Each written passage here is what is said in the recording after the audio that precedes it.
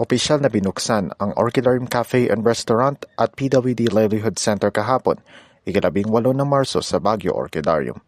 Ito ay joint venture ng Baguio City Persons with Disabilities Consumers Cooperative, katuwang ang Baguio City Government, Persons with Disabilities Affairs Office o PDAO at ang Baguio Women with Disability Organization o BWDO. Layunin nito na magkaroon ng sustainable na pagkakakitaan ang mga miyembro ng kooperatiba.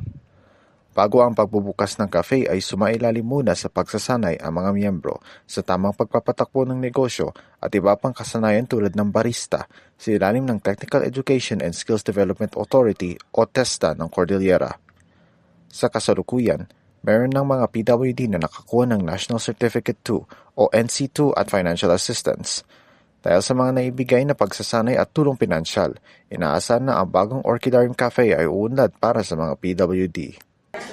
Larangan ng pagninegosyo o paghahanap buhay at the same time at later on magiging tahanan ng mga batang may kapansanan kasi this will be the place for a therapy for arts, therapy for counseling, and a meeting place of parents with a person with disability po. Ito po yung ating vision.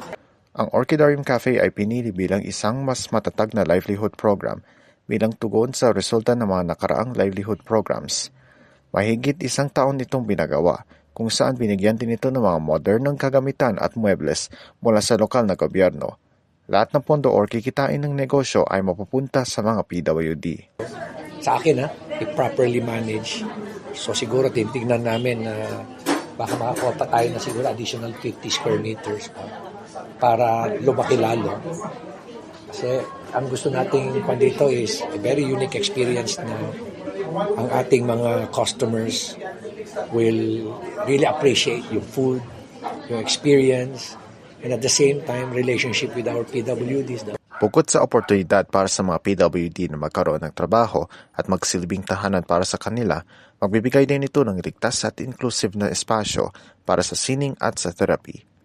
Sa kasalukuyan, isinusulong ng lungsod ng Baguio ang inclusivity sa lahat ng sektor at para makamtan ang vision hindi lamang sa cafe, sa lungsod, kundi pati sa buong bansa.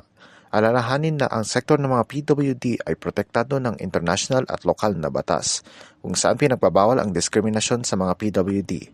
Kaya dapat ipakita natin ang ating suporta sa kanila at bigyan din sila ng respeto bilang mga tao na may dignidad. Ako po si Ian Chris Miranda mula sa St. Louis University, nag-uulat para sa DCWT 540, Radyo Totoo.